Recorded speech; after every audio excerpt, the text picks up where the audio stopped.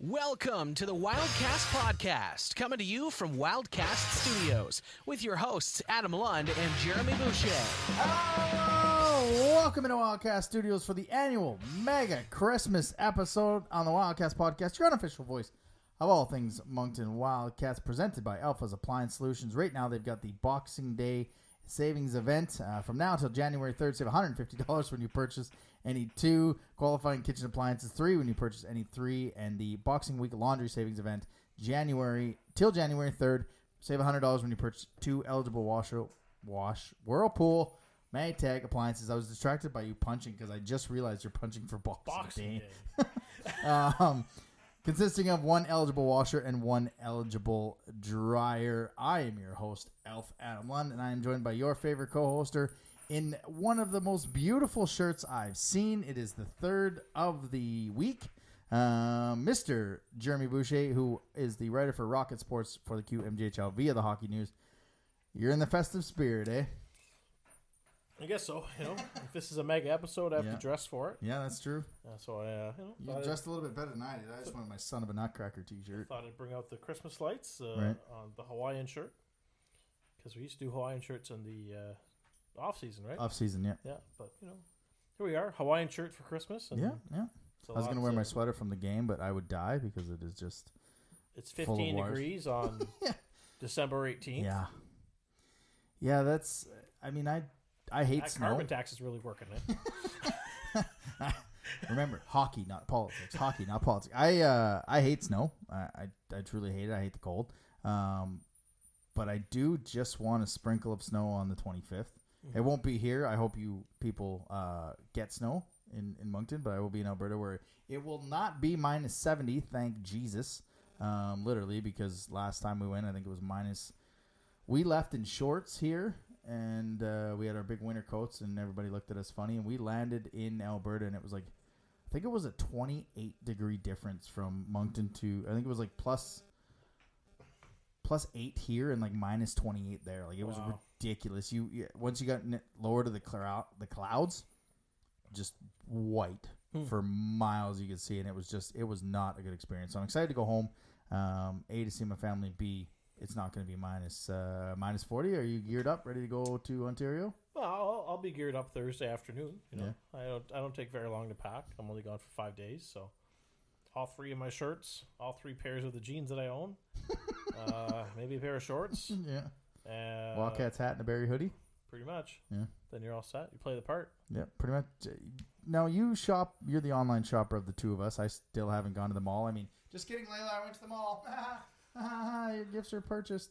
Did you ship all your gifts to Ontario, or did you get them here and then you're packing them and taking them with you? So some are here and some are in Ontario.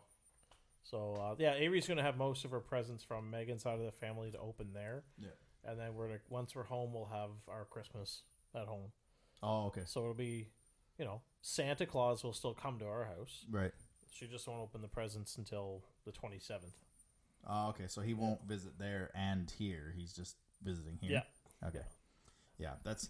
Do you find you get less in the mode for Christmas when you're going somewhere and you have to ship the gifts? And I know you're the online guy, so you ship the gifts already. But it's different maybe because you're not taking all the gifts. But we have no gifts upstairs. Like Layla shipped all her stuff. I shipped a couple of things. I did buy you something already. But I just don't feel like in the mode of Christmas shopping because I'm not going to come home and wrap it or put it in a bag or whatever. It's going to be taken with us. Do you kind of feel that same way when you travel? There's not as many gifts under the tree right now as there normally is. Yeah. But, there's still probably 15 to 20 under there. Oh. So it's, that's also gifts that we're taking there. Right, yeah. So for the 3 of us, we'll have 1 suitcase, and then another suitcase will be gifts. Yeah, we've got the 2 carry-ons, and then lost.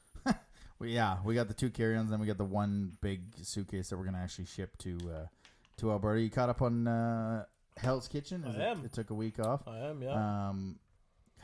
Every time they put up Jason, it's against somebody that actually deserves to go home, and I'm just getting so tired of it. But man, I'm just waiting for Jonathan to threw him right under the bus, just kick his ass. It's coming. You know it's going to happen eventually. There's not He's on thin ice, if you ask me. Well, it's Black Jacket episode now, Yeah. right? So 7 of them, of only 5 left, and so 2 will be going home on. There should be an episode. Yeah, there'll be an episode Thursday. Yeah, I feel like it'll be Jason and what's her name? Sandra, I think. I think it'll be Jason and Sandra that don't get the Black Jackets. I think. Like Demir has been such a leader. Yep. The Irish guy Ryan, he can cook. Jonathan is just killing everyone. Yep. Sammy's hanging in there. So I think those are your 4 of the 5, and I can't remember who the other one is. Because of course I didn't. I'm write it terrible down. with names. Yeah, exactly. I'm good with names until we get on the too many hats. Yep. Yeah. No, I got it. Yeah. All right. Don't forget, as always, you can follow us on the social medias: Twitter, Moncton Wildcast, Instagram, Wildcast Podcast, TikTok, Wildcast Podcast, and of course, like and subscribe here on the YouTube. Click the bell so you don't miss any shows. Quick question, sir. The trade period has been a snooze fest. Yeah. Oh my goodness! I think someone had it was like 22 trades on day 1 last year. Only 4 so far on day 1.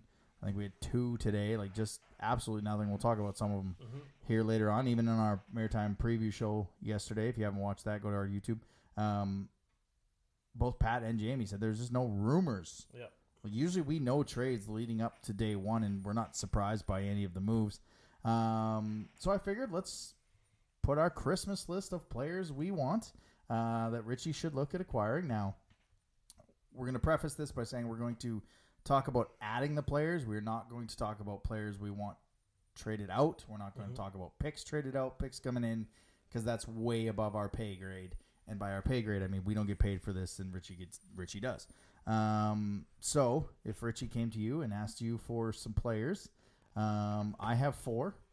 I also have 4. You have 4. We'll see how many we have. Hopefully they're not the same. Hopefully they're not the same, although we were talking about my 4 last night. Yeah. So I'll go with my 4. 3 forwards, 1 defenseman. Now, I talked early on that I wanted to fix that bottom 6, depth guys, the defense. And so out of Valdor, defenseman Nathan Drapeau, who would be in consideration for one of our 20s next year. That guy you were talking about, Alexander Guy. Okay, yeah. He would be another... Guy, yeah. But for us English people, Alexander Guy, 05. So he fits in the mold. Euro, Eric Smateko from St. John. Yep. And from Shawinigan, Natan Ethier. Okay. In 05. Now, Guy, Ethier, Mateko. Guy is 6'2", Ethier is 6'1", and Mateko is 6'5". So you leave the top 6 as is. You add size to the bottom 6. They fit in what we want for the Memorial Cup age-wise. You add a veteran defenseman in Drapeau that has experience this year and becomes what Bhutan was for us this year. I think those are the 4 players that I would like to acquire, because I've said depth. That's not big game hunting. You maybe don't have to get away with high picks in 2025 there. You can kind of, depending on the players and the picks you move, you may keep your 2025 first that you can use next year's trade deadline to kick the door in Rimouski. So for me, that's how I would but that's how I would acquire for that bottom 6. Yeah, I actually only have 4 defensemen. 4 defensemen? 4 defensemen on my list. And I mean, I'm not saying to go out and acquire all these 4 defensemen because there's just flat out no room. Yeah. But I'm on board with you with the Nathan Drapeau. He is on my list as well. This guy would probably cost a little too much, but Ty Higgins in Bathurst. Yeah. He's 19-year-old. See, these are all 19-year-old defensemen. Yeah. So Drapeau would be one. Ty Higgins is the second one. Angus Booth. Classic name. Out of Shawinigan. Yep. And Matteo Mann out of St. John. So, okay. Yeah. So 4 19-year-old defensemen. And yeah, I think he had all them. That is added experience. If you want to look at it this way, and when we were at the game on Friday, it was Etienne Rouleau that mentioned this to us, and I kind of had a inkling that it was that it had happened. But if you look at all the defensemen currently on our roster, they are all first-round picks in some way. So really, yeah. So Etienne Morin, with the exception of Morin. Morin was a second-round pick. Yep. He's the only defenseman on our top 6 that was not a first-round pick. But he's legit a first-round pick. Like he's if it wasn't a COVID year, there's no way he would have been a on our team. first-round pick. Yeah, he'd have been top 10. Right? So Morin should have been a first-round pick. Yep. Olivier Boutin was a first-round pick. Zelensky was a first-round pick in the import draft. Right. Plantowski was a first-round pick in the Q draft. Right. Forte Gendron was a first-round pick in the Q draft. And I am missing one. Dubreuil. Well, he's in and out of the lineup. Who am I missing? Grenier. And Grenier was a first-round pick. For St. John. Yeah. Right. So all of our top 6 defensemen on a good, healthy day are first-round picks. With the exception of Morin. But, I mean, redo the draft, he's top 5. Yeah, he's nowhere near Moncton. Yeah. So that's yeah. And if you want to keep with that, the only one you bring in is Nathan Drapeau. Right. Because I think Ty Higgins was a free agent. Yeah, Mateo Mann. Angus Booth, it was either second, third, or fourth round. Yeah. Mateo Mann was not a first round pick, and then Drapeau. So Drapeau, if you want to keep with the first, all of our defensemen are first round picks, Drapeau's your target. Yeah. And so that's kind of where I was, where I went with my list. The Man one kind of surprises me just because he was available earlier in the year. Mm-hmm. And I'm not sure if I remember you talking about possibly acquiring him, but I think last year you may have talked about it. So that one kind of surprises me. But if you had to rank them in order, because obviously you're not going to acquire 4 19-year-old defensemen, and which one would you what order would you put them in? I think I'd probably go with Angus Booth as 1. Right. Name on because of his name, or it's play on the ice? It's just play on the ice, and the name is great. Yeah, exactly. I think Ty Higgins, of all 4, Ty Higgins will cost the most. Right. Believe it or not, for being a free agent. Yeah. So I'm not sure if I want to pay, said price. Yeah. But I think So I think it would go for me. Angus Booth, Ty Higgins, Drapeau, and Mann would be my list. Mann's last just based on, injury troubles he's had recently. That's kind of slowed down his what I thought would be, a pretty good season for a defenseman of his age. Yeah. And I think all 4 are easily back next year. Right? So it's in most teams, you probably want to do. You'll have a 20-year-old forward in Loshing. This case, you'll have a 20-year-old defenseman, and you'll have a 20-year-old goalie. Yeah. Right. So you have a 20-year-old at every position, that's just the way I looked at it. And that's kind of what I did with going a bunch of 05s and then going with 104 because I was looking at actually getting a defenseman. So you have that 1 forward, 1 goaltender, 1 defenseman as your 20-year-olds instead of having 2, and because you do want that veteran experience. So basically, what we're saying is Richie needs to call Valdor, St. John, Shawinigan, which are kind of the 3 teams that they've had a good trading rapport with in the past year, whether it's Valdor and Spence and Pelche, or St. John and Daou, or Shawinigan over the past Mondu, and even going back to the Memorial Cup year, kind of swap trade type thing. But you can see the history on it, and it's funny how both of us took players from those teams that they've had good trading history with. I mean, that's why, right? Yep. I mean, for me, I think I'm not.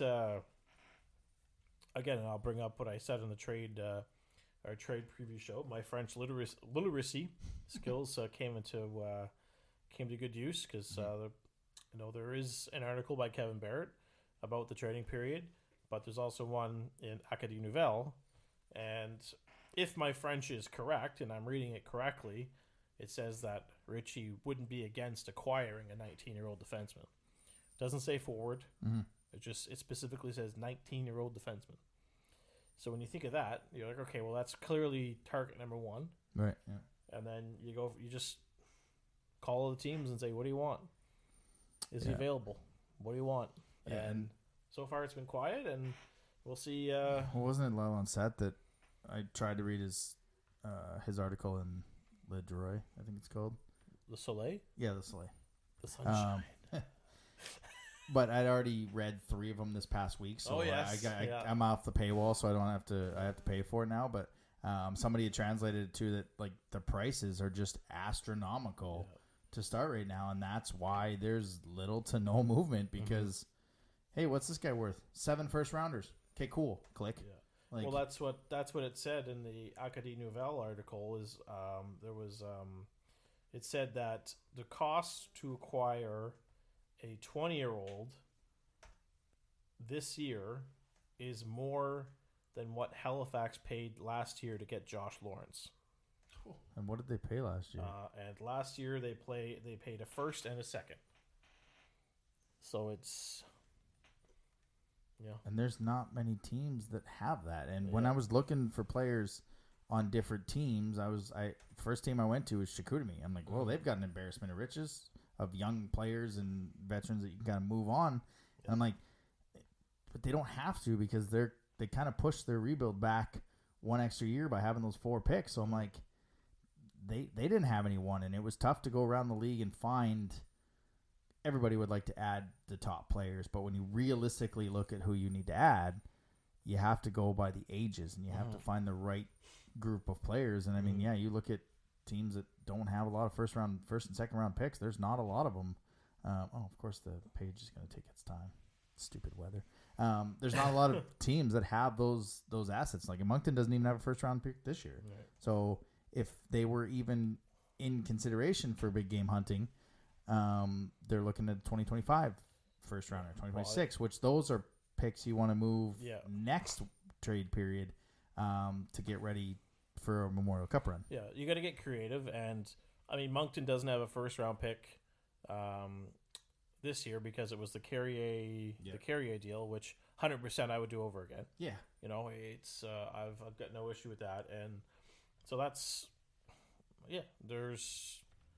Got to get creative, whether it's using a prospect in your system to include in the deal, whether it's using one of your bottom 6 guys that it's not necessarily playing often or may need to change the scenery. That's if you can include a roster player with a bit of league experience, it's going to help kind of lower your price. You got to get creative. It's like in the NHL where you attach a first round pick or a higher pick to that player with a high salary that you just need to get off the books. Yeah. That's kind of what you have to do is you kind of have to try and figure out how you can attach something to make it a little bit more sweeter to get the deals done here. So, but yeah, I mean, I've said it for 3 weeks. You've said it for 3 weeks. Like, I don't think it's going to be a big deal. Like, we've already had 2 straight days, and maybe by the time you hear this, there's a trade, but I'm not holding my breath. There would have been stuff already if it was anything, but well, that's okay. We'll keep our phones on and see what happens. Yeah, it's either going to happen at 10 o'clock in the morning or 2 a.m. because that's how this stuff gets done. But let's get some news notes from around the queue. News and notes from around the queue. Well, I mean, I think the biggest news is we have a new league name. The QMJHL is now, instead of the Quebec Major Junior Hockey League, it is now the Quebec Maritimes Junior Hockey League.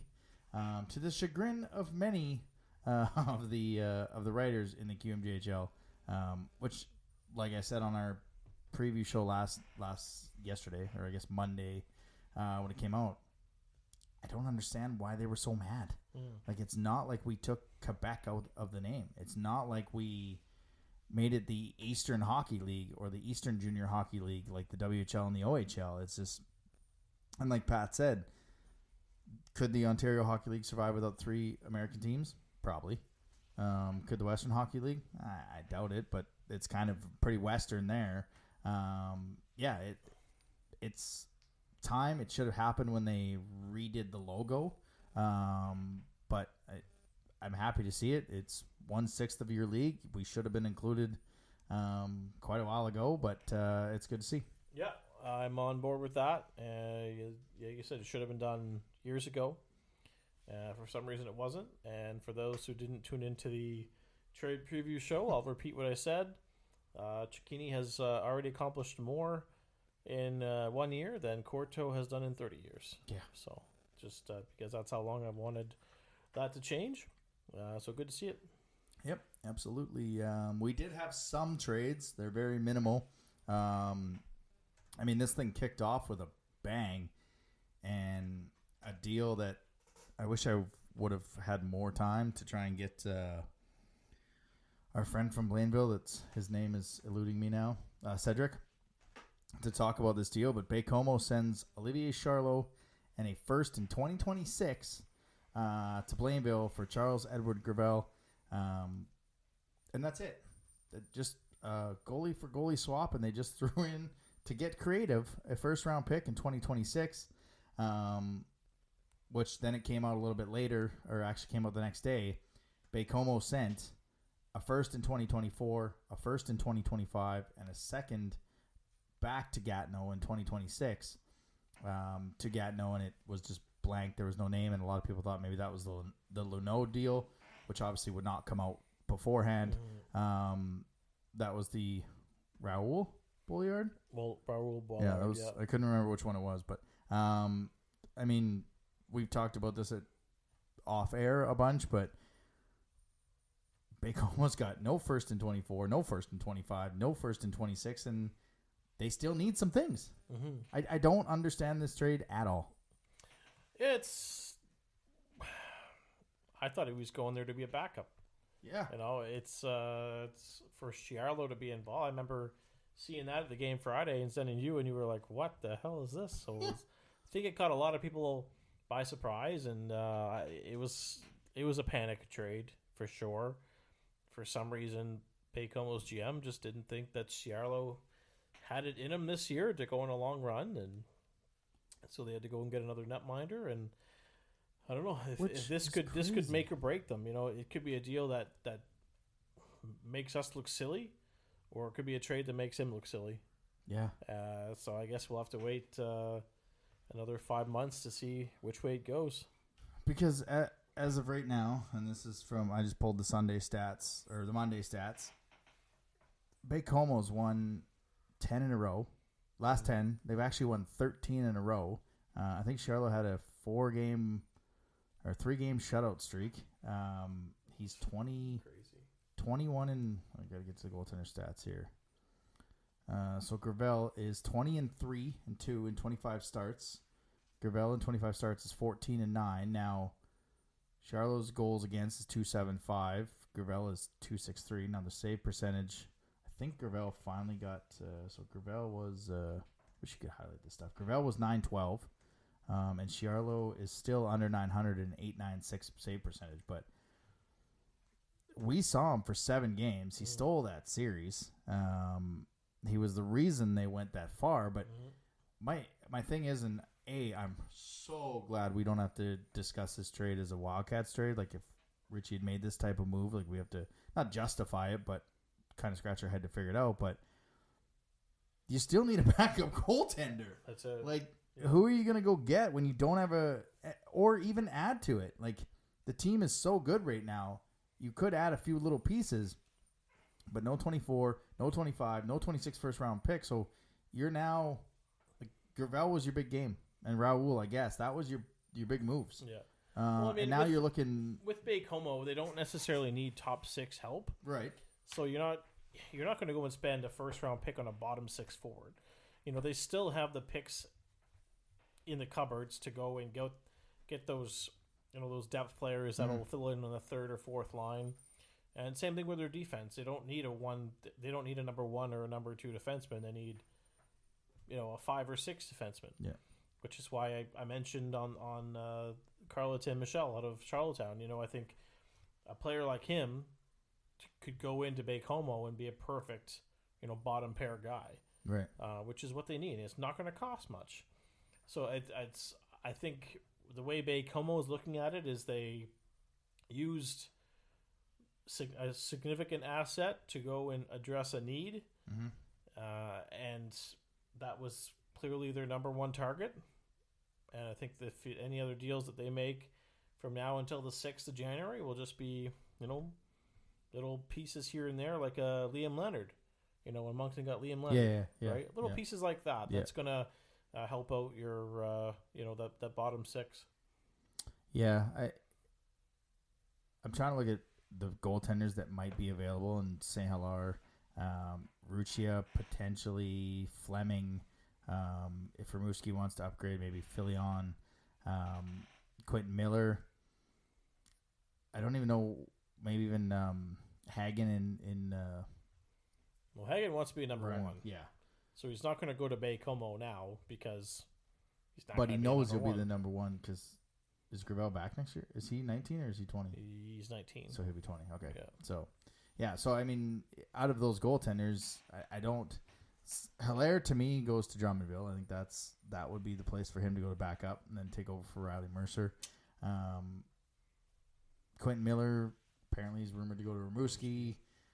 Fleming kind of fits in Halifax backup because they need a backup goaltender. So now you're competing with some of these teams for backup goaltenders. Yeah. But I just don't know. I just, to me, it just mind boggled me, like a lot of people. And like you said, if this works, because they haven't, I can't remember how many years it was, but Louis-Phil Gagné, who was on with the Draftcast with us last year, said something like it'd been like 7 or 8 years, or 7 or 8 playoff series where they haven't been out of the first round, and this puts a ton of pressure on Gravel now to be the guy to get him out of the first round. I mean, if they don't get out of the first round, I think there's going to be some yeah. Yeah. Somebody's going to be showing the door. Yeah, exactly. A few other moves. St. John acquired Chad Belair to Sherbrooke for Cohen Miller. One today, Rimouski, or I guess Monday it would be. Matthias Aguilar was sent to Victoriaville, I believe. And a fourth in 2024 for Pierre-Marc Minville, and a second. So that kind of works for both teams because Minville works with Rimouski to host Memorial Cup. Aguilar helps Victoriaville now. But there's just nothing. Nope. There's nothing to get excited about. We have our Twitter notifications open, hoping that something came down the pipe yesterday while we were doing the show. Nothing today. It's so pin drop. Frustrating. It's pin drop. Yeah. Yeah, but it's gonna happen. It'll happen. Prices are high. It's gonna take probably one overpayment. Is it the Savoie? I think he's the next. Is that what kind of kicks this thing off? Because then everyone knows. I think he needs to be healthy. Yeah. Probably needs to pass a physical. Because I'm assuming teams know what Leno's return is, roughly about. So they plan around that. But to actually a trade that's not involving a World Junior, which is Hilaire and Leno, you kind of feel Savoie is the next. Is everyone waiting to see what that bar is and then work, I guess, down from there or work around from there? Because it could be, yeah. He's going to have a lot of, not a lot, but that's got to be a trade where there's going to be some conditions on it. You would think so. I haven't heard an update on his condition since it happened. Yeah. So we don't even know how he's doing or when they expect him to be back and nothing like that. I mean, there's rumors out there, but just nothing's being put to paper or being called in. It's just a waiting game at this point, and it's lucky for us. It's kind of makes our job a little easier where we don't have to dissect a bunch of trades on our end, and we can go and speak our minds about the other ones.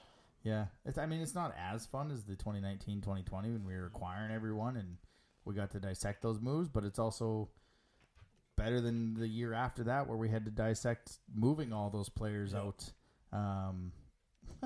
Funny enough, the question on the Q page, which division leader will be the most active during the trade period?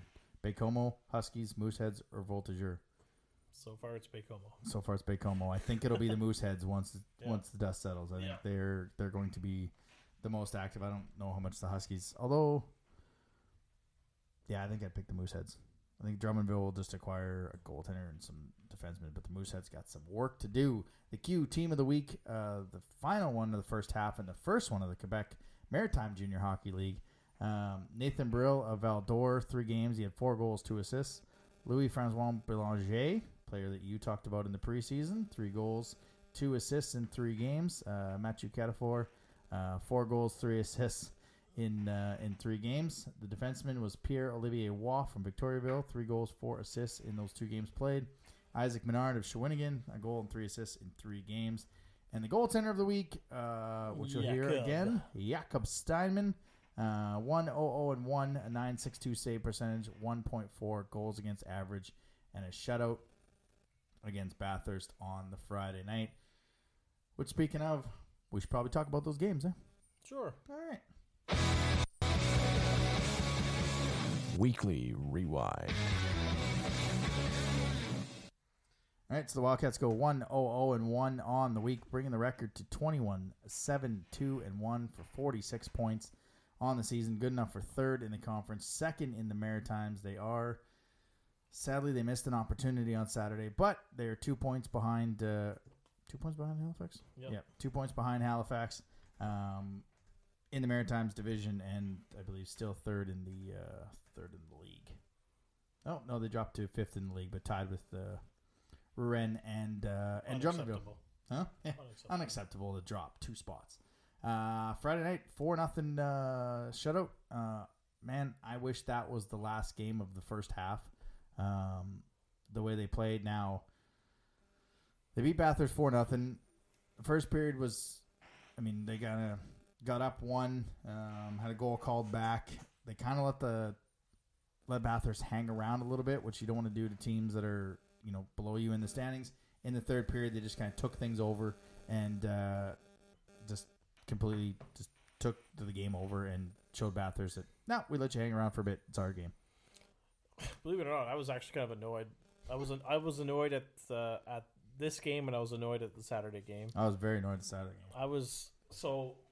Last week I mentioned this team is capable of getting 10 shots on goal a period. Well, they didn't really pour it on until the third. I think, they hit 20, I think, in the third period. I think so. But single digits in the first and the second, I just thought was, you can't let it happen. And it's especially, again, I don't want to talk bad about a team, but against a team like Bathurst, you should be able to get, 10 shots on goal a period. And it just didn't happen. Yeah. Outshot in the first. Yeah. Right. It's you just can't let it happen. And it's a good thing Simon was around because, we could have been going into that. This could have won any other way. And Fleming proved during this game why he's going to be a very solid acquisition for one of the top teams that needs a backup goalie. That's all I have to say. I didn't like the performance Friday. Didn't like the performance Saturday. Actually, I hated the performance Saturday. Oh yeah, no, yeah. That was not great. Yeah, like I said, they let them hang around, and usually when you let teams hang around, it's a recipe for disaster. They got away with it. The goal that was called back was the it's stuck in my ear. The goal that was called back was the turning point. I think if that goes in, it's a much closer game, and I think Bathurst gets a lot of momentum. The next night, they give it back to Steinman, which on the live I thought they might go to Warren, but I was also like, well, the dude just had a shutout. You go back to the guy that had the shutout. And if it's not for him and his 44 saves or 43 saves, they didn't deserve the point, flat out. Just like Richie said after the game against Shawinigan on the live, not good enough. That's exactly what this effort was. They were, if it's not for Steinman, they don't get a point. And they had a chance to be tied with the Mooseheads at the break. I don't know if they knew the score because they probably don't scoreboard watch in the middle of December, but they had a chance to tie the Mooseheads at the break, and they flat out just. I hate this game, and I was thinking during the game, I was like, man, I wish this game was on the road. There's not the Well, they lose them on the road too because they lost last year in Bathurst on the road. So no one got injured, thankfully. But yeah, they lose 4-3 in a shootout, and if it's not first time, and they don't even get to the shootout. No, you're right. It was just they couldn't complete a pass. No, there was no effort. Couldn't complete a pass. Every shot was being blocked. I mean, that power play they had in overtime, they didn't even get a quality shot. Right? It was if they got a couple shots, but they ended up in someone's shin pads. Right? I call that hockey karma. It's just you can't let that happen. I mean, you've got a chance on a power play in overtime in a game where you shouldn't even be in. Every puck should be going to the net, and I think they wasted 2 minutes just trying to make the perfect play. And yeah, sure, you want to make a perfect play to score, but it's 4-on-3. Yeah. Right, you have tons of room out there. Yeah, you have a full minute. You win. They actually won the draw, which that's what you need. You started from there in the opposite zone. You don't need to make a perfect play when it's 4-on-3. There's so much room out there. Yeah. Right, and all it takes is one defenseman to overcommit, and it's basically 4-on-2. Yeah. And they didn't capitalize. It was disappointing. It was upsetting, and I'm just glad they didn't have another break. Have a good Christmas. Yeah. Get this one behind you because it's starting to be a trend with the last games before Christmas. It's always that's now three in a row that they've lost. Before winning the past 7 before that. Nothing against Cape Breton, but 46 shots against Cape Breton, like that's too much. That's too many. I don't like that. It also looked like, I'm not blaming the officials on the game, but it also looked like they were just done. One penalty for each team. They missed it on both sides. And I think, like I said on the live, I think that was hockey karma. I don't really agree with the penalty in overtime. It was on a scoring chance, so you have to call it. But when you don't call anything for 40 minutes and then you call that, it's hockey gods going, yeah, you get the penalty and you're not going to score. So, but looking back at the first half, a lot of good things to enjoy about this first half for us. Just some of the stats last year, up to this point, when leading after 20 minutes, they were 9-4. When leading after 40, they were 10-1. This year, leading after 20, they're 16-0. Leading after 40, they're 19-0. So that seems to be get a lead. Now, get a lead is what this team needs to do because it's not good. After last year, up to this point, trailing after 20, 3-7. After 40, they were 2-8. This year, it's even worse. Trailing after 20, they're 0-6-1, and trailing after 40, they're 0-7. So everybody get leads. Let's keep leads. Now, for a guy that was on the power play in the preseason and in the first month, I will eat my words. They are the number one power play this year. 28%, up 10% from last year. At this point, they were 18.7. PK is up again from last year. 72% or 77% last year. They're at 80%. So special teams and the road record is what's carried them to a 21-7 record right now. Hard to disagree. I mean, I think we mentioned a couple weeks ago, if they were 2 wins better at home, we'd be first in the division. Yep. And that's that should be a focus of theirs going into the second half. You can still be good on the road, but just be a little better at home. And that's all it needs. If you want to win this division, that's all it's going to take in the second half. I'll look like a freaking genius because that's what I said at the start of the season, is that they win the division. Yeah. Oh no, last year you said they compete till the end. Yeah. It's bound to happen. Right? And predicting it every year. It's bound to happen. It's going to happen one of these years. Yeah. I'll get it right eventually. But I don't want to come in here next year and say we're going to win the division, because next year we should win the division. Yeah. Right? It's I want to if I want to win a division title, I want it to come unexpectedly. And if there's an opportunity to do it, this is the year to do it. Because you have the players in place, you have the roster. And yeah, Halifax is probably going to go get those two top 6 forwards they need. Yeah. A goaltender that not that they can't count on Miller, but they're going to go get a goaltender that as a backup can shut the door. Yeah. Mm-hmm.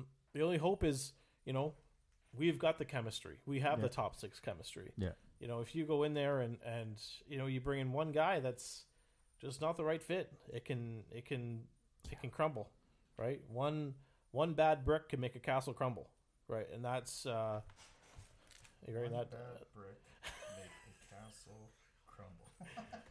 Put in that's the line, right? Yeah. It's just the way it is. Yeah, last right? year was hashtag Be Real Get Real. Yeah.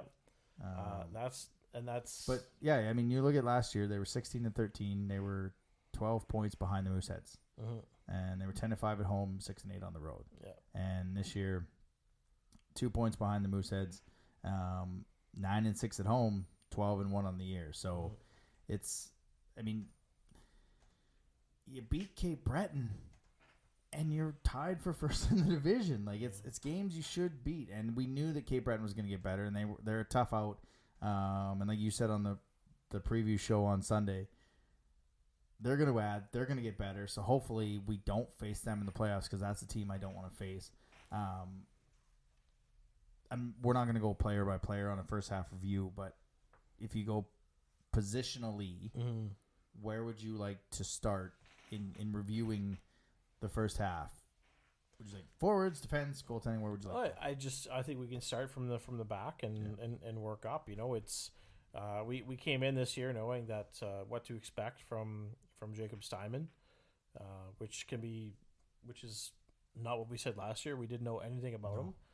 We expected Vince Filion to be our starter, and by November it was the Steinman show, and it still is. It is his team, and I know we started the season with Maverick Welk, and that didn't work out. But luckily we had Keegan Warren in our system. Oh yeah, because he's I don't think you can ask for much more from a backup, and here we are talking about maybe he's one of the 4 goalies of the prospects game. It's a name that's came out of nowhere, and it's. When we picked him 2 years ago in the 14th round or whenever it was, and I was like, okay, well, this is just your prototypical. Oh, your dad played for the team. Yeah. Let's do the whole full circle thing and get your son on a Wildcat as well. Never did I even imagine that he would get to this point to where he can go in there on a night and right. Like aside from the COVID year, I haven't had this much confidence in our 2 goalies in years. Like I'm sitting here and I'm drawing a blank as to who backed up Rodrigue that year, because I cannot even remember. Lovely. Till Christmas, and then it was DLC. Run DLC. Right. Because then he was our 20-year-old, Yep. and then we acquired Filion and played Dakota Line corners too much. Yeah. And then we got Lemieux to play too much over Filion. And there you go. So that's what I mean. Rodrigue and Lund Cornish, I was happy with them. But prior to that, it's been a few years. It's been a long time since I've had this much confidence in the goaltending that we have. Yeah. I mean, since I've been here, it was Francis Leclerc and Lavallee, and then it was Rodrigue and Lavallee, and then it was DLC and Filion, Lemieux and Filion Steinman, and now Keegan Warren and Jacob Steinman. And they're both at a 900 save percentage. They're both just over that. Keegan Warren hasn't lost in regulation this year. And the biggest difference in the goaltending is the team, I think, believes in both guys. Like, how many nights did we come on, or how many weeks did we come on last year, and it was, well, they played great in this game, Steinman, but they didn't quite play great in Filion, and it was like Filion's trying to stop 9 grade A chances, and it just, this year, I don't know if it's a collective effort of the defense system or what it is, but whether Steinman is playing, Warren is playing, I have no doubts this team can pick up 2 points. Yep. And, you talk about him being a 14th round pick, and we did the first round together, and then the second round we were at different houses, and as I was getting the graphics ready, I'm like, okay, Jeremy, what's this player? What's this player? What's, like, give me a one sentence. And you're like, I got nothing. I got nothing. He's playing he drafted him. He went to Germany and then came back, played in Yarmouth. But that's just aside from Riopel, and this isn't even drafting and developing, but when was the last time they had a young goaltender that they developed this, like, allowed to develop in the minor leagues, right? You got me thinking. Yeah. Yeah, you know, Denis Dwyer must be loving this. Actually having a goalie in the system that's that's being developed properly and has a legitimate chance to be our representative, which nobody saw coming in the preseason. Yeah. It was Mercier. It was Forte Gendron. I've been looking through some rankings, and there's probably 3 goalies that are ahead of him. Yep. But I mean, at this point, how do you ignore him? Yeah. You know, it's hard. I think it'd be hard to overlook him. And you're a month away from this game, and usually the rosters come out 2 or 3 weeks prior to the game. So you're 12 games before that comes. Yeah, so he's probably going to get 2 or 3 starts. In those in that 12, and this is just not against St. John. Well, yeah, new team. They got a book on. Mm-hmm. So it's there's probably some goalies that are ahead of him, but I just at this point I don't think you can ignore him. No, it's he's done everything with the exception of a couple occasions. I don't think you can overlook him. No, and I think the best part about it too is now we're not sitting here wanting, like, our players that we were looking to acquire. It wasn't a backup goaltender. You're not giving up assets to find a goaltender for Jacob Steinman to back up. And he talked about it with the goalie hug. They push each other and they have a great relationship. And so when they push each other, they both play well. So moving on to the defensemen, I mean, as a group, it's been adventure. We can say adventure, right? It's been an adventure. Olivier Boutin has been everything as advertised. For seeing this guy 6 times in 3 years, the only 2 times that you play against Moncton. I mean, he just, whether it was Zelensky or now he's been kind of playing with Forte Gendron, which I truly prefer. I like that pair. I think Forte Gendron, I don't want to say needs that veteran defenseman with him, but I think it just allows him to play his game. He doesn't have to think about not being able to go or being defensively because his partner is kind of the same age. He can just play his style of game. But if you talk about how good the goaltenders have been, you kind of have to talk about how, I guess, adventurous the defense has been and how they've been a group together. They've played together, and knock on wood, we haven't had any injuries that kind of wreck things. Mm-hmm. I want to go back to this goaltender thing. Yeah. About the prospects game. So right now, the top-rated goaltender is a kid by the name of Rierson Leanders of the Mississauga Steelheads. Yeah. Who has a 3.40 goals against and a 905 save percentage. So where does that rank right now with Keegan Warren? Keegan's got a 3 goals against average and a 902 save percentage. So right on par. Yeah. Mississauga is first in the Central Division. So he's, pretty much right where Leanders is. On a team that's second in the division, he's the only goaltender that they have ranked on this Tankathon.com. Oh, I love Tankathon. I use Tankathon for the NFL when the Bucks are terrible. Yeah, so I'm like, who could we get? He's the only goaltender that's ranked in the top 50. The top, is it top? Not even. No. It goes all the way to, we're past 69, and we're going into 69. Right? Oh, we'll just go everybody here. In the top 69. Yeah. So one goaltender. In the top 70.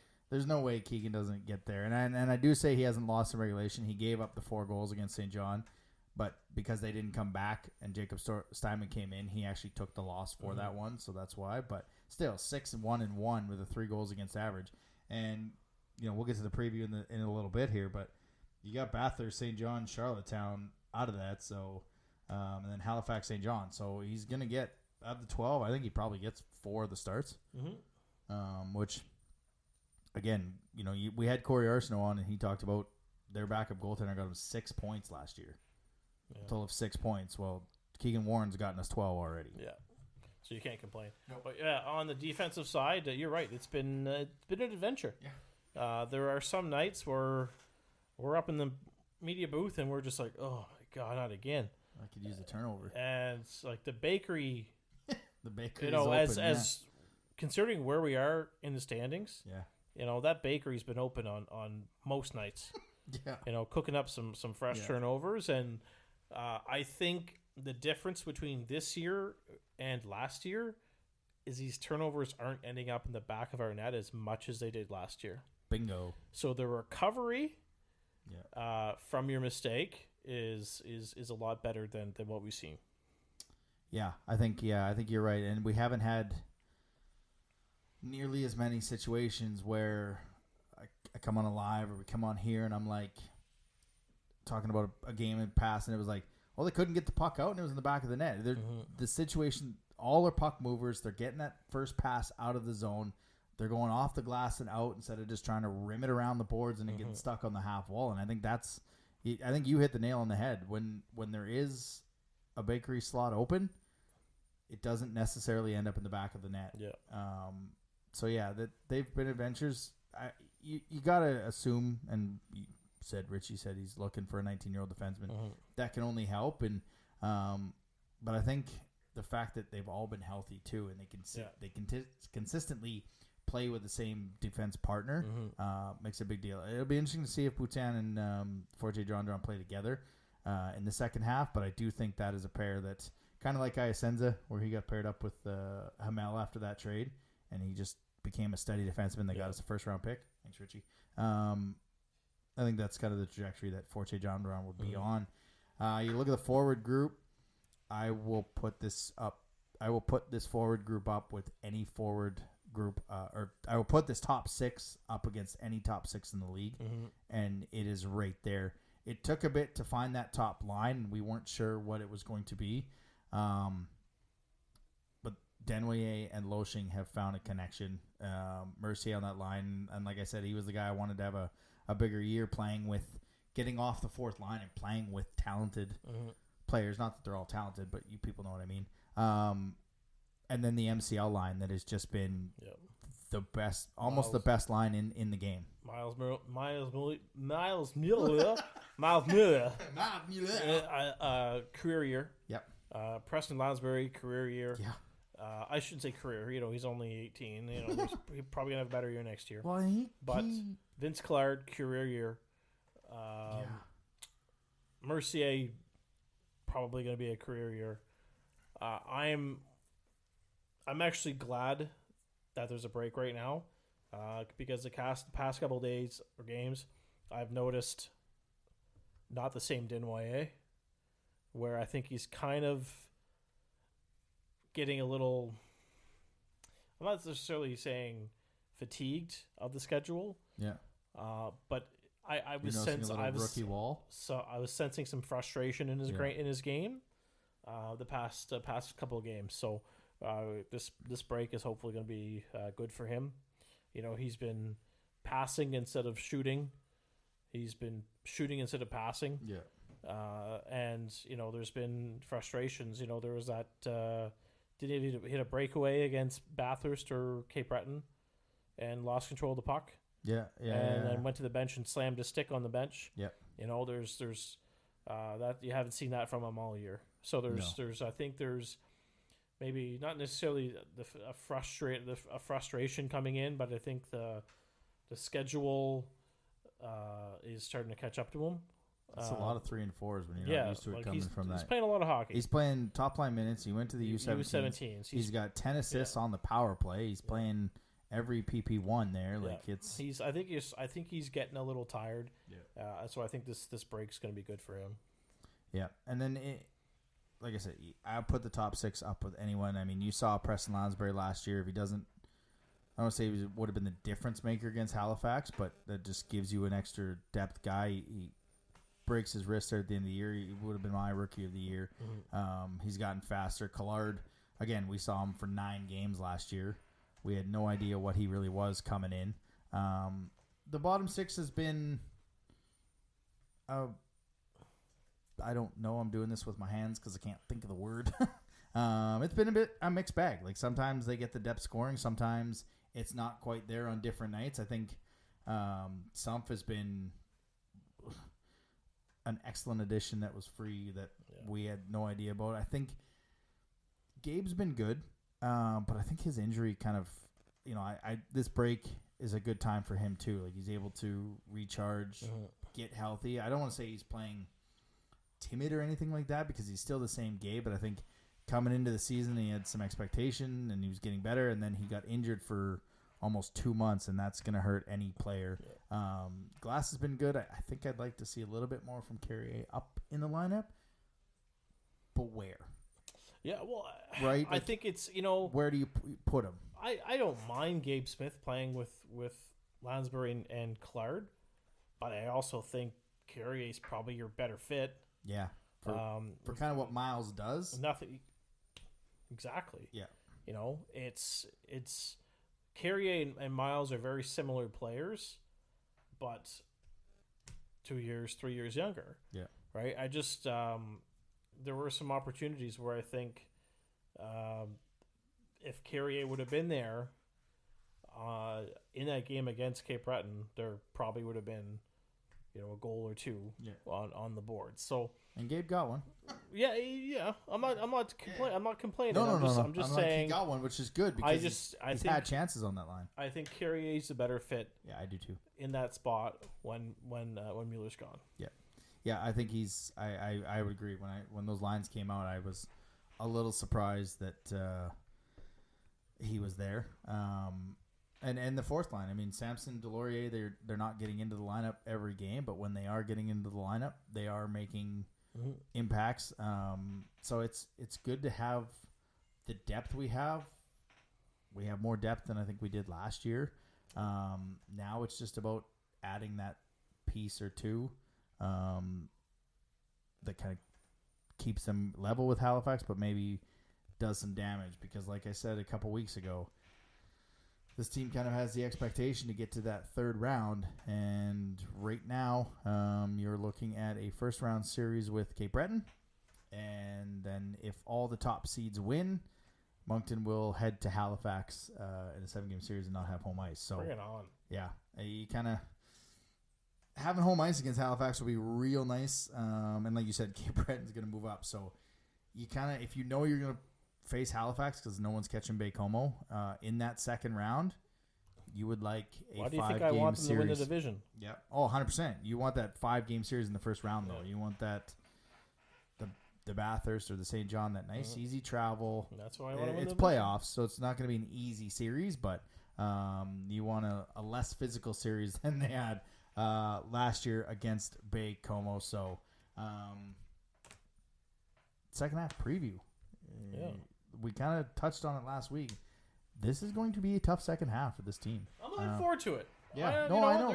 There's some games on this schedule that I'm 100% looking forward to. Yeah. Weird little wrinkle. They get Rimouski here on the 13th, and then they go to Rimouski on the 20th, so they get them in a week. The road trips, I think, in the second half are going to be tougher than the road trips were in the first half. Blainville, Victoriaville, and Rimouski, so depending if Charlot's there, he's going to make Blainville better. Those are 3 and 3 though. That's the 3 and 4, and then Baie-Comeau, Chicoutimi, and Drummondville. I think that one's a little bit tougher because you go from the Big Ice to Chicoutimi to a team that pumped you 11-1 in their barn, which is one of the tougher barns. But I think those two Quebec road trips, team-wise, are a little bit tougher than the road trips that we had in the first half. No, for sure. I mean, I think the first one that's going to be, mid-January. It's just the Blainville one. They're going to be selling off some pieces, but yes, they will have Chiarlo. Yeah. Or they're going to go and flip Chiarlo. Yeah, that's right. Yeah, which is which I think is going to happen. Why not maximize the value twice? Yes. Because why in the world do they need Chiarlo? They don't. No. Right? It's. I think they're just going to go and flip them. There's your hey Kyle Hagen, you want to be a starter in Blainville? Why not? There you go. Yeah, that would be Rousseau and Chiarlo and Rouen. Oh. Like Maybe we should have thought of that before we changed our picks. You know, like get it in me. You know, like that's you can't ask for a better. No. If you're listening there, Ryan, you're welcome. That's yeah. And then you can Ruan can easily have one of those guys back next year as a goalie and go flip the other one somewhere else. You know, exactly. Or by that time, you know, one of them maybe William Rousseau is playing pro, and then Chiarlo can play 20 in Rouen. You know, it's I don't see Chiarlo sticking in Blainville very long. No. You know, I think this is just an opportunity for them to say, thank you for the first round pick. Let's go give me another one. Blainville legend, Olivier Charlot. Oh, that's right. Yeah. Yeah. Do we play Rouen home and away? No, we already paid them in the first half, didn't we? Played them on the road. Did we not play them at home? Yeah, we did. 6-5. Yeah, we did. Oh, okay. Yeah, we did. Yeah, there it is. All right. After But I cross them out as the games go, so I don't see them in the second half. But Baie-Comeau and then that's gonna be a tough Corey one. Crawford game. Yeah.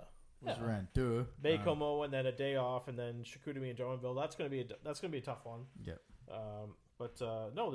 Other than that, it's just Maritimes. You know, there's 2 Quebec road trips, and that's Gatineau comes in. That's about it. Yep.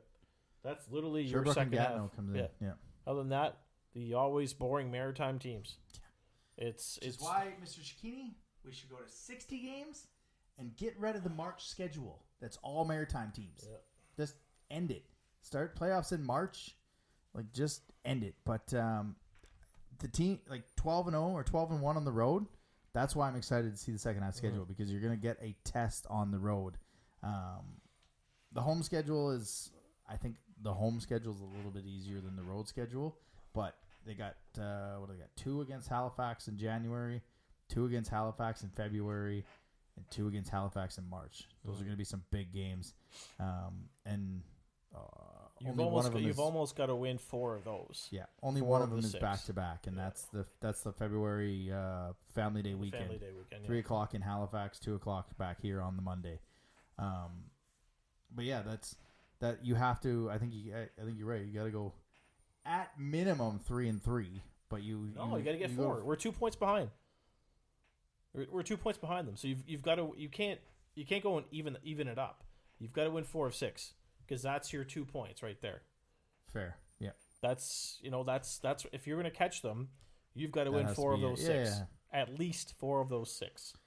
Yeah, I was more thinking, hey, we're gonna take advantage of their guys being gone at the World Juniors, but they're gonna add before they get there, so they're gonna get better. They're gonna have a backup goaltender by the time they get better, or by the time Rousseau comes back, and then obviously, I mean, he's not gonna be playing till at least the 14th. So that one on the 5th or the 6th of January, that has to be a W, because you're gonna get whoever, Milner or whoever they acquire, and if it's St. Hilaire, you're facing Milner. That has to be 2 points minimum, because you're either going to face Rousseau or St. Hilaire, or Rousseau or Chiarlo, or whoever they go get. Fleming, whatever. Yeah. If they're not going to start their backup against Moncton. No. You know, no. The only game they're going to start their backup against Moncton is January 6th. Yeah. That's it. Yeah. Every other game we're going to get Rousseau or a quality level backup that they have. But I think this team can catch Halifax. I'm with you, and I think they will be second in the division, or second in the conference. And let's look at Halifax's schedule. All right. Where are they going in the second half? Nowhere. No, I mean their Maritime schedule is pretty much going to be the same. Yeah. You know, it's the same just boring, crappy Maritime team schedule. That's why the first half was awesome, because we got a lot of Quebec teams early on, but then you realize, we're going to get a lot of Maritime teams. And hopefully Cape Breton does enough that, you know, they can steal a couple games against Halifax in the second half. Yeah. That's kind of what you want. I am pumped that one of the Moncton games is the 94 jersey of Halifax. Good on them for the retros. I think that's awesome. So they go Charlottetown, Cape Breton. So Halifax has a Victoriaville and Drummondville back-to-back on February 1st and 2nd, which will be extremely hard. They got Quebec and Chicoutimi. I'm just looking at Quebec teams. Quebec and Chicoutimi at home, and they got Shawinigan. That's a tough road trip. And they got Sherbrooke, Gatineau, Quebec. Come on. Of course they do. Oh, 5 in a row at home, or 6 in a row at home. Holy.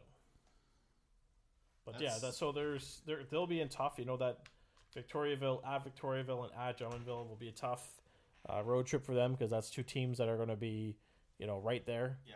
And even Shawinigan, that's a 3-3. Yeah. So that game after 2 very tough games, and then they go to Sherbrooke, Gatineau, and Quebec, which should be 3 wins for Halifax. 3 wins for Halifax. Yeah, 3 and 4. I mean, whatever. It is the long bus trip, so maybe Sherbrooke catches them by surprise because they're not thinking. Maybe they take a team by surprise there, but and then they get 6 at home, and they finish with Moncton, Halifax, or Moncton, St. John. We finish with St. John, Bathurst. So we there needs to be 4 of 6 against Halifax in the second half, and there needs to be a couple. Cape Breton needs to steal a couple. Yeah, I think against Halifax, and I think if that happens, I think we've got a pretty clear track to the division. Yeah, and it also depends on what Richie adds because Halifax is adding. They're under pressure to add. So it definitely depends on what he adds, and this team is good enough to compete against them. Like even if he doesn't add, and they kind of do, this team, the way they're playing on a good night, the way they're going in the top 6, they can compete with Halifax all season. But I think it'll come down to the final couple weeks, like you kind of anticipated last year. I think we're going to look at some very, very important games on March 10th and March 16th against Halifax. No, you're right. That's March 16th is that's you'll have a back-to-back against Halifax and Cape Breton. Those are going to be 2 important games, I think, to close the season out. And if we're lucky, we can have everything secured by the time that game comes around on the 20th against St. John. If we're lucky. Like playoff spot? Like division. Oh, like division. I was like, man, we're going to catch a playoff spot by this team doesn't have a playoff spot by March 1st. We're in trouble. Yeah. Well, it's 3 games to end the season. 1 against St. John, 2 against Bathurst. I think would be a good time to rest some bodies and kind of be healthy for the first round. So because Halifax. That's my target. That's my goal. That's my team goal for you Wildcats. Have the division won by March the 20th.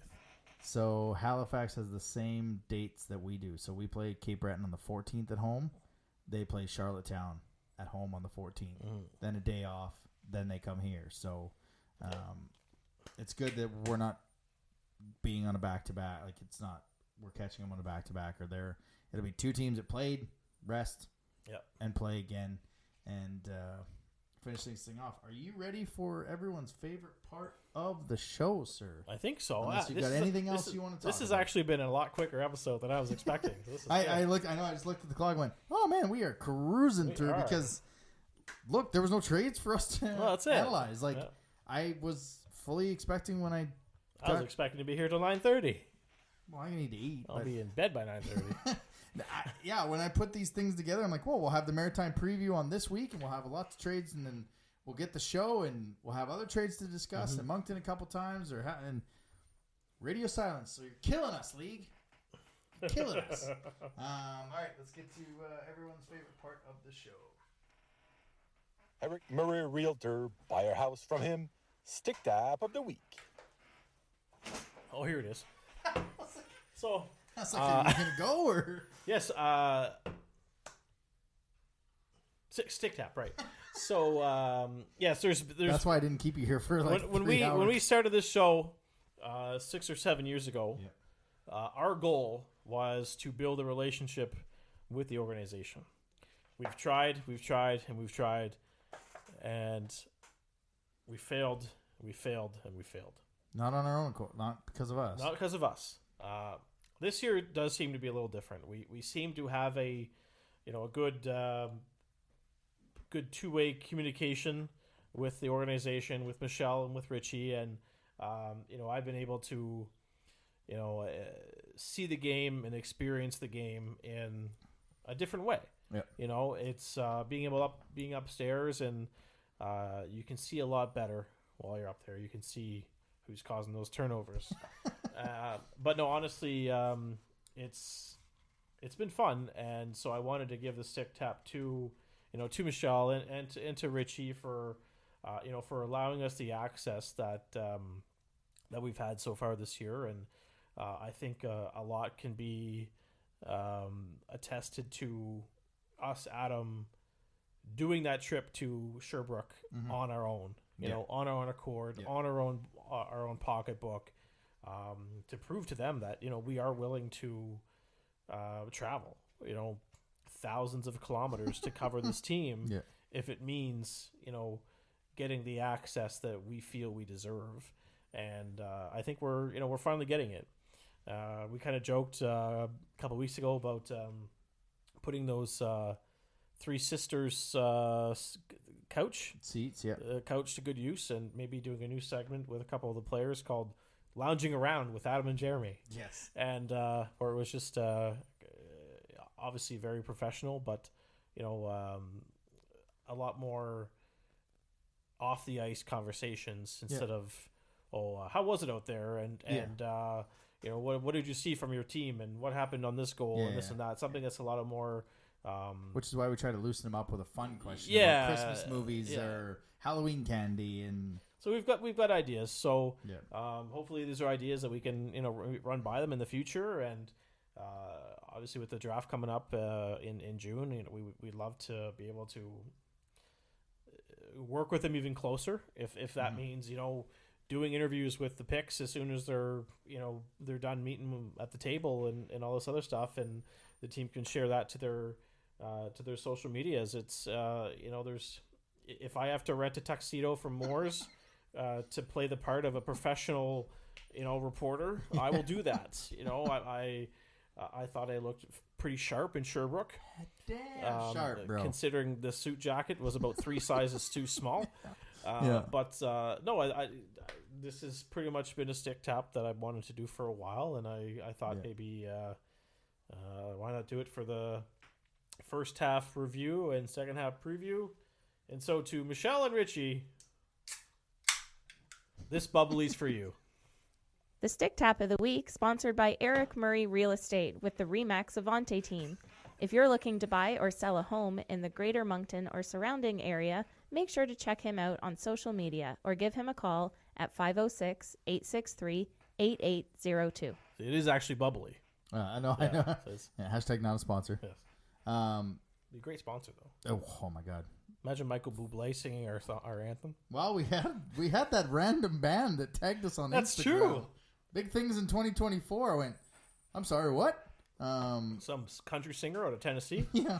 No, that was a perfect stick tap, and that's the goal I've been working towards since day one of this thing, and it doesn't happen without you being with me every step of the way, whether it's 39 weeks in here, or it's to Quebec, or it's to Sherbrooke, or at some point on a Quebec road trip. But I mean, you look at the first part of the schedule, and we missed, I think, one game because of this access, and the rest of the division has been great for us, but we just knew we had to get over that hurdle. And I think, like you said, the draft was our training ground, and I kind of knew things flipped when, like, we got the Denway interview. That was great, but when Michelle came to us to see if we wanted Bhutan before they left, I was like, okay, I think things have kind of switched. And yeah, the access has been unbelievable. The goal is still to be the official podcast. The goal is still to have Mr. Robert Irving on the show. That is the gold standard interview. But yeah, Richie and Michelle have been unbelievable. Whether I kind of forget to email early for an interview and she makes it happen still, or whether those two banter back and forth underneath by the players' entrances because they're waiting for players to come out for me to interview, because guess what? I work on their schedule. They don't work on mine. But yeah, it's been such a different atmosphere. It's been fun to go to the rink and experience this from a different view. And hopefully you guys have all enjoyed our coverage that we've had through. Where are you going? Do you want to go to Rimouski on the 20th? Yeah. It's on a Saturday. Yeah. You just at 5 o'clock. It's only 5.5 hours away. Wildcast road trip, everyone. We're going to Rimouski. Well, I mean, weather permitting. That's the worst part about some of these trips. We'd love to do Quebec trips, but usually when they happen, they're in January. I was wondering where you were looking, but man, the good old days is when the Wildcats Booster Club did fan bus trips, and they just don't exist anymore. no, they don't. And those were the days. Like you could, it was $45 to go to Charlottetown, which included your ticket because it was $45 because of the bridge. A St. John bus trip was $25. Yeah, I think my first and only bus trip was the Game 5 against Blainville. Yeah. When they had to play in Fredericton, and I think it was $35 or $40, including your ticket to the game. But yeah, I mean, you put a nice bus trip together with you know what? Someone should organize something for February 18th in Halifax at 3 o'clock. Yeah. If this team is competing with Halifax, send a contingent down to that game. And that should be a staple rivalry game for the league, for the scheduling. Like, put the opening weekend in Cape Breton, like 2 against them, and then whatever, they come here. You've got the New Year's Eve game.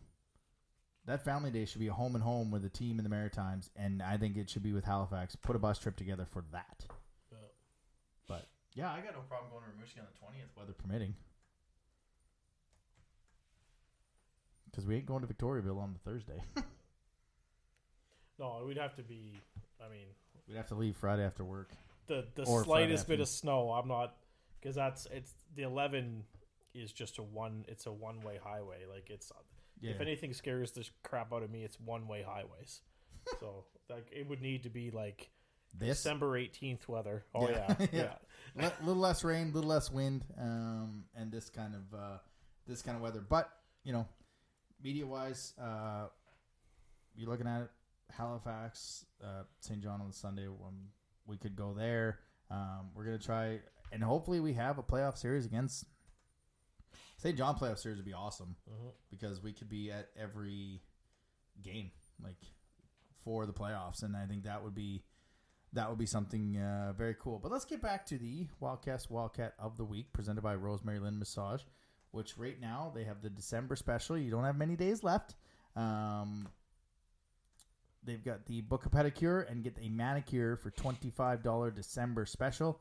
They also have the loyalty card where you book 9 spa services. You get one for free if you want to take advantage of either of those deals. Call or book an appointment at 506-830-1224 or book them in person at 1224 Mountain Road. This one's pretty easy. We talked about him in the review, in the weekly rewind.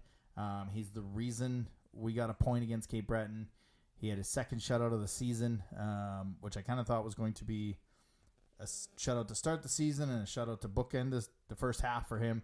But 76 saves out of 79 shots over the past 2 games. The reason we got a point against Cape Breton, it kept us 2 points back from Halifax. He was the Q goalie of the week. He is the Wildcast Wildcat of the week. It's number 1, your starting goaltender, Jakob Steinman. And now my favorite part of the show, second favorite part. Gift exchange! We didn't do this last year. We did this year because, well, I was in a store and I saw something for Mr. Jeremy. And I thought, you know what? Oh, yeah. It's not chocolates. Oh, okay. There you go. Is this age appropriate for kids? Yeah. Okay. I thought it was going to be Is something. this age appropriate for kids? I never know what you're going to get. This is the best part of the show. Nice.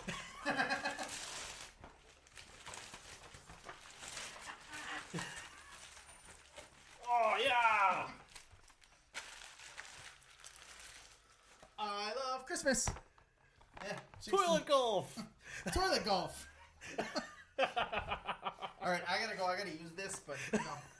That's awesome. Thank you, sir. I appreciate that. Thank you. It's cool. I like how on. Looks like me. Yeah, a little bit. I wasn't sure if I had that for a while, and I was like, oh, is he still a Blue Jays fan with no Shohei Ohtani? Oh yeah. But no, I saw that, and I was like, I gotta get this for Jeremy for the show. I didn't get you a card. That's from Layla. That's the family card thing. Oh, okay.